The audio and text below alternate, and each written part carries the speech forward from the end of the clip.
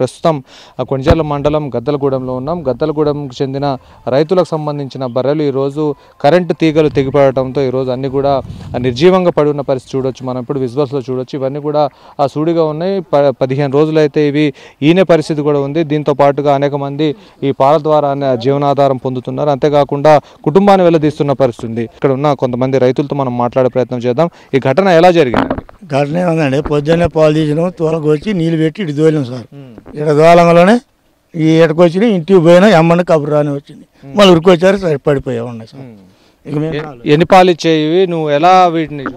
2 శాలరీలు పాలు ఇచ్చాయండి. ఇది ఒకటి సూడి నిండు సూడి 10 రోజులు ఈనిద్ది.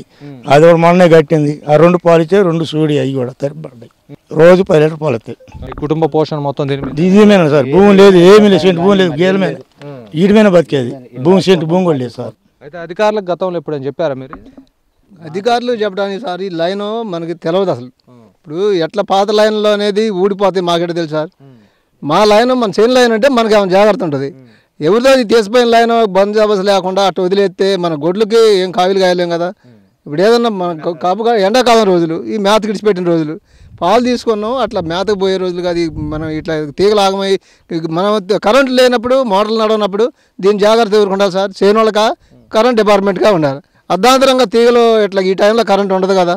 ఇప్పుడు నిండుగా పాలు ఇచ్చే గొడ్లు పిల్లగాళ్ళ నోటి కాడి అన్యాయం అయిపోయింది. వాటి మీద ఆధారంగా మాకు ఇప్పుడు అధికారులు ఏమంటున్నారు? అసలు అధికార నిర్లక్ష్యం ఇది. ఎప్పుడైనా మే నెల వచ్చేటప్పటికి మేమే అధికారులు ఫోన్ చేసి 11 కేవీలు కట్ చేయమంటాం. మేము కరెంటు సప్లై గాలిదుములు వస్తాయి కదండి, లైన్లు పడతాయని మేము కరెంటు కట్ చేయమంటాం.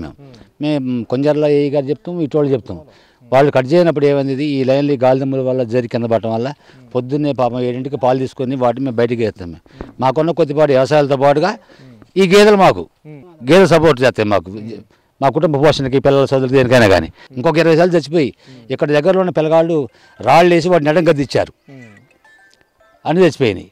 పోనీ ఈ లైన్, ఈ త్రూ లైన్ అనేది ఒక రైతు ఎంచుకున్న 7 పోల్లు ఉన్నాయి. దీంట్లో 6 పోల్ లైన్ కట్ చేసుకొని ఈ 2 తీగలు ఉంచడం. ఒకవేళ అగ్రికల్చర్కి వాడుకుంటే 3 లైన్లు 3 తీగలు పోతాయి. 3 తీగలు 2 తీగలు ఉన్నాయి. ఆ స్తంభం పడిపోకుండా ఉండటం కోసం దీన్ని ఉంచారు. దీన్ని దానికి ఒక సపోర్ట్ వైర్ వేసుకుంటే ఎంత ఇవ్వాలనేది జరగదు. కనీసం 700 లక్షల రూపాయలు గేదెలు, ఏదైనా 1 లక్ష రూపాయలు పై గేదెలు ఇవన్నీ. ఒక గేదెలుగా మేము తాళ్ళు వేసినట్టు ఉంది. గేదెలు తాళ్ళు వేసి మెడలో పెట్టినట్టు పెట్టి దీన్ని ఇది కరెంట్ సప్లై లైన్లు ఎట్లా వదిలిపెడతారు దీన్ని? అధికారులు అసలు ఏం చేశారు? అధికారులు అంటే మాకు తెలిసిన వరకైతే ఈ 6 సంవత్సరాలు ఈ లైన్ రైతులకు అవసరం లేదు.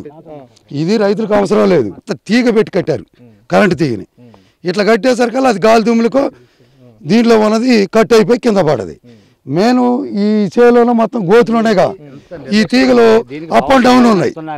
దీనికి పవర్ సప్లై నడుతున్నా కానీ దీన్ని నిర్లక్ష్యంగా వదిలేశారు.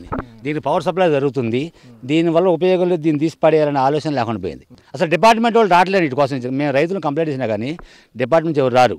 మేము ఫోన్ చేస్తే ఎల్సీ ఇస్తామండి, పీ చేసుకోండి, మీరే పీ చేసుకోండి. వాళ్ళు రావట్లేదు ఎక్కడికి.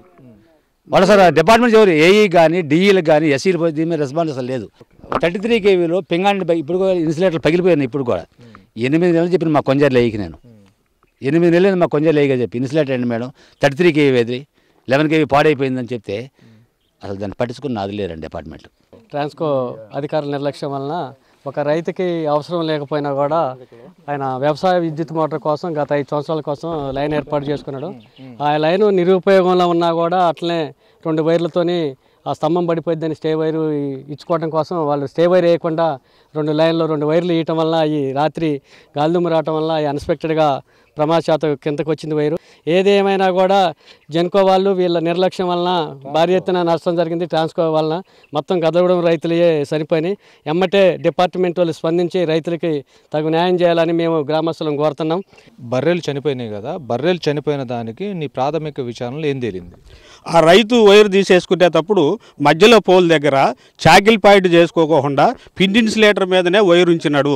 ఆ వైరు జారిపోయినది. ఇన్సులేటర్ మీద ఉంచకూడదు, చాకిల్తో కట్టుకుంటేనే అది కరెక్ట్గా. ఆ రైతు చేసిన పొరపాటు వల్ల ఇన్సులేటర్ మీద నుంచి జారి వైరు కింద పడి పొద్దున్నే ఉదయం 7:30-8 రైతులు వైరు చాకిల్ మీద కట్టాల్సింది రైతా కరెంట్ డిపార్ట్మెంట్ వాళ్ళు చేయించుకున్నది రైతు అంట. మధ్యలో చేయించుకునేది పక్కన పెట్టండి. నేను నా ఇష్టపూర్తి నాకు ఇష్టం వచ్చినట్టుగా నేను చేసుకుంటానని చెప్తాను. చేసుకుంటానని చెప్తే మీరు అట్లా చేస్తారా? అది చేయకూడదు. అధికారుల తప్పిదాన్ని రైతు మీద ఎందుకు నడుతున్నారు? కేవలం ఒక ప్లాస్టిక్ వైర్ ద్వారా మీ అధికారి కట్టడాన్ని దాన్ని ఎలాగ చూస్తారు, దానిపైన ఏం చర్యలు తీసుకుంటారు? దాని మీద ఇట్లా నేను చేసుకొని రాసుకున్నాను కదా, మా అధికారులకు విన్నవించుతాను. మా లైన్ మ్యాన్ మీద లేకపోతే సూపర్వైజింగ్ నాగేల్ ల్యాబ్సా ఏంటి అనేది చూసి మా మీద యాక్షన్ తీసుకుంటారు. ఏదేమైనా కానీ దీనిపైన తగు విచారణ జరిపి జీవనోపాధి పొందుతున్న రైతులు ఎవరైతే ఉన్నారో ఆ రైతులకు న్యాయం చేయాలి. అదేవిధంగా ఈ నిర్లక్ష్యం వహించి ఈ 8 గేదెలు చనిపోవడానికి కారణమైన ట్రాన్స్కో అధికారులపైన కూడా ఖచ్చితంగా చర్యలు తీసుకోవాలని చెప్పేసి గ్రామస్తులు డిమాండ్ చేస్తున్నారు. వీడియో జర్నలిస్ట్ హర్షద్తో ఖదీర్, V6 న్యూస్, గద్దలగూడెం.